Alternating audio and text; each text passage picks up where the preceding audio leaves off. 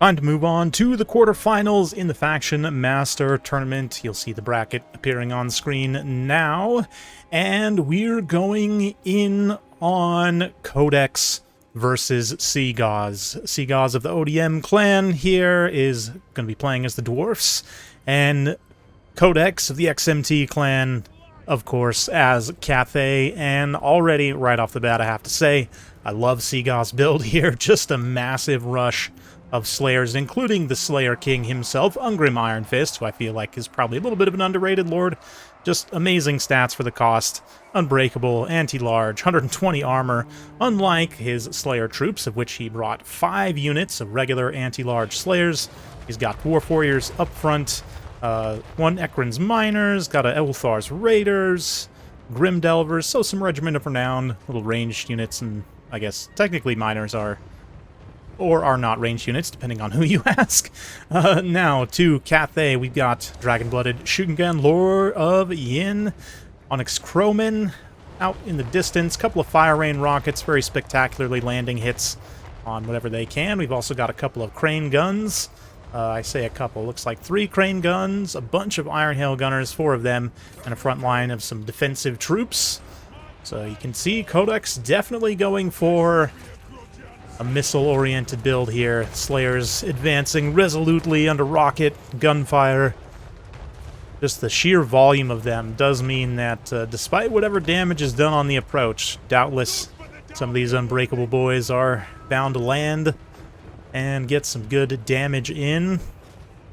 But let's see what Codex can do. He's going to be a little bit overmatched in trying to protect all of his ranged units here, in that he has a little bit of a lack of melee. Granted, some Slayers are taking some very significant damage, and the Peasant Longspears, even with their own stats, should be able to hold out okay there. As for the rest, who looks like we're going to see a little Rune of Doom on these Iron Hails, also being countershot or maybe friendly fired by the rockets a little bit there. Yeah, Summit of Ancestral Warriors in the back line to take out those Grim Delvers, but maybe should have used it in the front line to stop up some of these Slayers as they immediately overrun into the second line. Getting on the Crane guns here. Getting some chops. And yeah, it's the Dwarven aggression here. It's definitely landing home.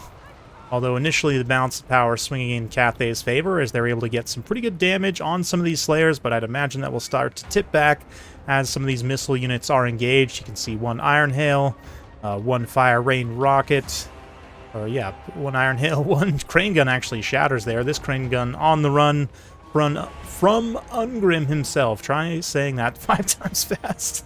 Some Slayers also pursuing here. So basically all across the board, Cathay has, what, 2 out of all of their ranged units online, however many they had at the start, what, like 10 or something? Yeah, the Onyx Croman over here trying to team up with the Peasant Longspears, able to come in, do some pretty good damage, but even like the Dwarf Warriors, which are kind of in a meat shield protection role here, can get through and get some pretty good work done, although the Jade Halberds just outclassing them significantly. Ulthar's Raiders also getting dived by the Croman here. They should be able to feast on the few, you know, low armor. I guess there's actually quite a bit of low armor here with all these Slayers, but let's ignore that for the time being. As the Slayers continue advancing, we've got the Dragon Slayer over here starting to mess up some grain guns, and it's becoming readily apparent, I mean, if it wasn't already, that Cathay really doesn't have the tools in this build to deal with the infantry characters, but, you know, short of surrounding them with guns and trying to shoot them. But even then, given the a little bit faster, right? This Dragon Slayer here at a big old 38 speed, even with his base tired level. Yeah, and then Ungrim also decently fast for how much armor he has. 30 speed, definitely can keep up with the Crane guns. Again, everyone's getting a little bit winded, a little bit tired here, so speed debuffs all across the board. But yeah, he's able to keep up and just continue pressuring there. So even though some units of Slayers have been effectively destroyed, these Slayer characters now, given that the army has been thinned out so much, definitely going to be dangerous. Some nice volleys from the Ulthar's Raiders here as well, throwing their axes into the side of these Jade Warriors, who otherwise were holding out very well against all the Dwarf Warriors, just showing their quality.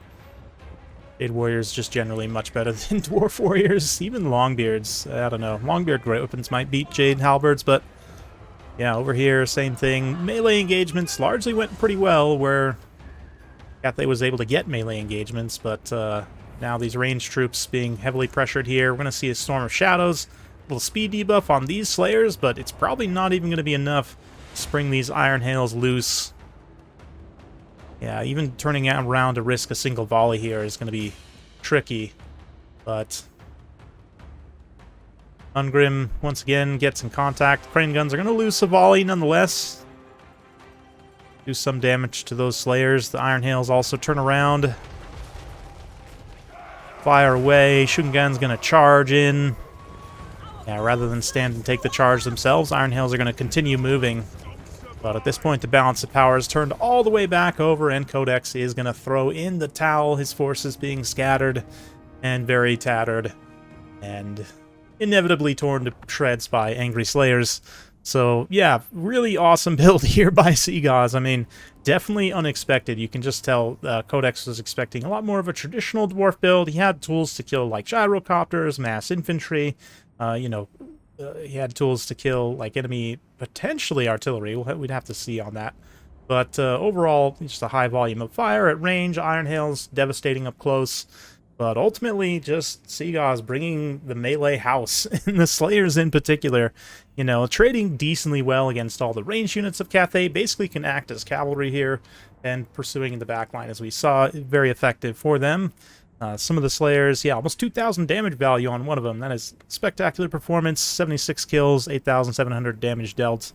Yeah, almost 2,000 damage value on that means they definitely took out some high-value targets, like these artillery crews, which, you know, a lot of units can do, but the Slayers having the speed makes them well-suited for this role, and just having all these bodies here as well, like, even if the Dwarf Warriors trade very poorly, right, they're going to absorb some damage that might otherwise hit other troops, and be able to tie units down, like these, you know, Jade Halberds and the defensive units for Codex ultimately had, what, like, 6 melee units protecting,